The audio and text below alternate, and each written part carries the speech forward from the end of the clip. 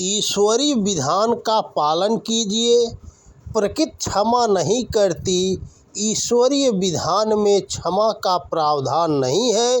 ईश्वरीय विधान अनुशासन का पर्याय है। यदि अनुशासन नहीं होता तो सृष्टि की गति अवरुद्ध हो जाती।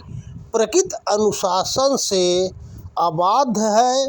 जो भी इस अनुशासन को तोड़ेगा उसे क्षमा नहीं मिल सकती है, दंड अवश्य मिलेगा। ठंडी रात में खुले बदन चलने पर प्रकृति क्षमा नहीं करेगी, ठंड तो लगेगी ही। ग्रीष्म की तपन में निकलने पर लू सुलझाएगी, वह माफ़ नहीं करेगी। ठीक उसी प्रकार यह सृष्टि व्यवस्था ईश्वर के स्वाभाविक विधान से परिचालित है। जो भी इस विधान में व्यतिक्रम डालेगा वह दंड पाएगा, उसे क्षमा नहीं मिल सकती। अनुशासन के प्रतिकूल चलना अनुशासनात्मक कार्रवाई के अंतर्गत आता है। ईश्वरीय विधान सृष्टि की स्वयं संचालित प्रक्रिया है। जो इस विधान के अनुसार चलता है और इसे सहयोग प्रदान करता है वह पुरस्कार का भागीदार होता है, परंतु इसके प्रतिकूल चलने वाला या इस विधि व्यवस्था में दखल देने वाला दंड पाता है। प्रकृति माफ़ नहीं करती है, ईश्वर क्षमा नहीं करता है। सृष्टि प्रक्रिया का यह मर्म अत्यंत सूक्ष्म है। इसके जानकार एवं विशेषज्ञ इस प्रक्रिया के सहयोगी होते हैं। वे प्रकृति के विधान में सामान्य रूप से हस्तक्षेप नहीं करते हैं। यदि करते हैं तो उन्हें भी उसकी कीमत चुकानी पड़ती है और वे सहर्ष इसकी हर कीमत को चुकाते भी हैं। सामान्य जन गलती करते हैं और इसके परिणाम स्वरूप मिले दंड से क्षमा की आशा करते हैं। ऐसा संभव नहीं है। यहाँ पर हर गलती की कोई माफ़ी नहीं है, केवल दंड है। तर्क कुछ भी कर ले कि क्षमा मिलती है, परंतु वह तर्क कुंद पड़ जाता है जब हम खौलते गर्म पानी में हाथ डालते हैं और कहते हैं कि एक हाथ तो ठंडे पानी में है, अतः गर्म पानी से हाथ जलेगा नहीं। हाथ जलता है। यह भी सच है कि ठंडे पानी में डाला गया हाथ ठंडा रहता है, परंतु यह ठंडक हाथ की जलन को कम नहीं कर पाती है। प्रकृति के नियम तोड़ते हैं तो उसके अनुरूप हमें दंड पाने के लिए तैयार रहना चाहिए। यह सोचना कि ईश्वर या भगवान हमारी हर गलती को माफ़ कर देगा ठीक नहीं है।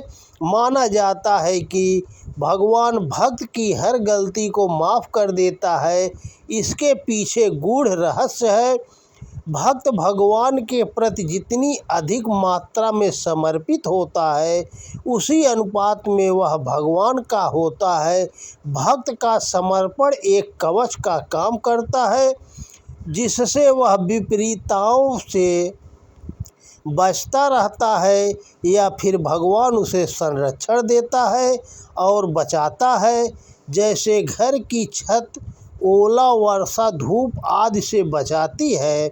ध्यान देने वाली बात है कि भगवान का संरक्षण एवं छत दोनों को प्राप्त करने में प्रकृति के नियमों का उल्लंघन नहीं किया गया है। भक्त प्रकृति के नियमों की अवहेलना नहीं करता है।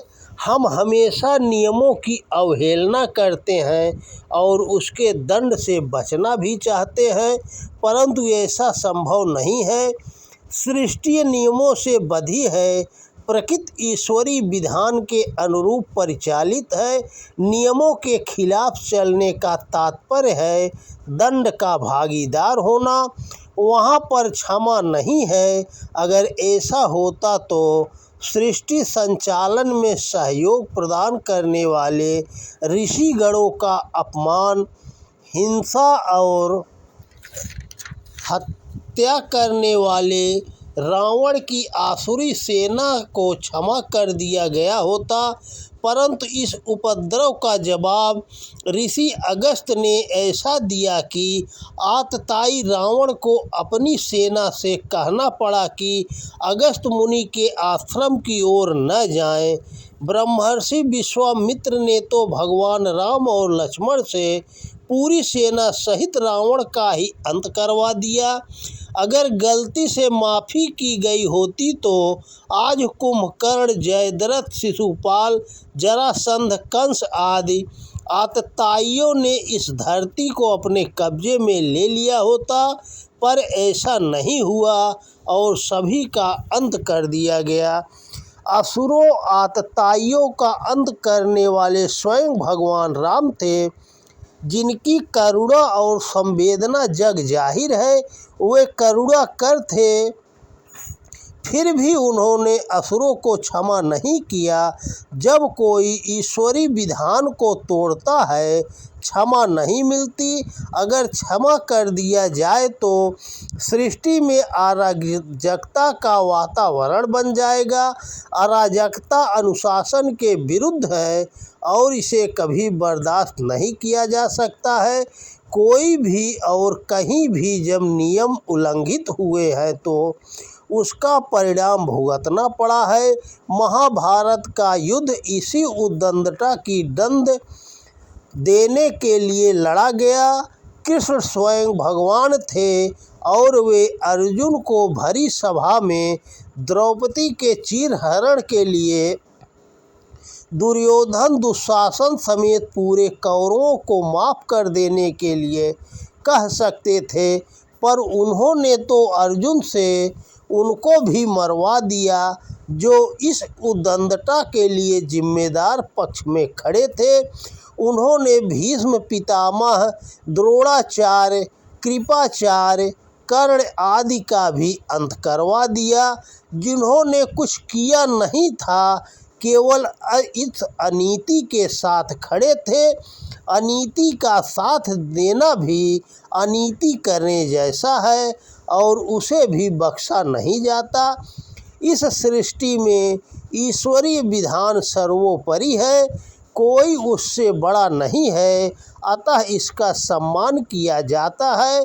ईश्वर का बंदा ईश्वर के विधान का उल्लंघन नहीं करता है, इसका उल्लंघन तो अहंकारी और उद्दंड आसुरी शक्तियाँ करती हैं और जिन्हें क्षमा नहीं दंड दिया जाता है। इसके ठीक विपरीत ईश्वरीय विधान का सम्मान और सहयोग करने वाले लाभान्वित तथा पुरस्कृत होते हैं। सीता माता की खोज में जब रामेश्वरम सेतु का निर्माण किया जा रहा था तो अपने नन्हे पुरुषार्थ से योगदान करने वाली गिलहरी की पीठ पर भगवान राम ने बड़े प्यार से हाथ फेरा कि वह चिन्हित ही हो गया। गिलहरी के लिए इससे बड़ा वरदान और क्या हो सकता था। ऋषि अपनी तपस्या के प्रखर कर्म के माध्यम से सृष्टि संचालन में सहयोग प्रदान करते हैं और इसी कारण ईश्वर उन्हें अपना पार्षद बनाकर धरती पर बारंबार भेजता है। इसके अलावा वह कर्म जो अति न्यून या छोटा दिखाई देता है, पर सृष्टि ईश्वरी कार्य में सहयोगी होता है तो उसका भी अत्यंत सम्मान किया जाता है। सबरी साधु संतों की सेवा करती थी और भगवान के प्रति अनन्य भक्ति भाव रखती थी। भगवान राम ने उसके जूठे बेरों को बड़े प्रेम से ग्रहण किया। अति विपरीतताओं के बावजूद विदुर के घर भगवान कृष्ण का पदार्पण हुआ। जलाराम बापा की झोली इसी कारण भर गई और बापा कृत्य हो गए। यूँ देखने पर ये लोग कोई बड़ा काम नहीं किए प्रतीत होते हैं, परंतु हर वह कार्य जो ईश्वरीय विधान में अपरोक्ष साथ देता है लाभान्वित होता है और ठीक इसके विपरीत इसके विरुद्ध जाने पर दंडित होता है। ध्यान रहे कि अनीति अत्याचार का विरोध होना चाहिए, परंतु दंड देने का अधिकार सभी को नहीं है। इसकी व्यवस्था होती है और व्यवस्था पर दंड का निर्णय छोड़कर हमें उसका प्रबल विरोध करना चाहिए। अतः हमें स्वयं अनुशासन में रहते हुए प्रकृति एवं ईश्वर के विधि विधान के अनुरूप श्रेष्ठ कर्म करना चाहिए। हमें दंड के लिए नहीं बल्कि गौरव, सम्मान एवं प्रतिष्ठा के लिए कर्म करना चाहिए। तो दोस्तों नमस्कार। वीडियो पसंद आए तो ज़्यादा से ज़्यादा शेयर करें। जय श्री कृष्णा। राधे राधे।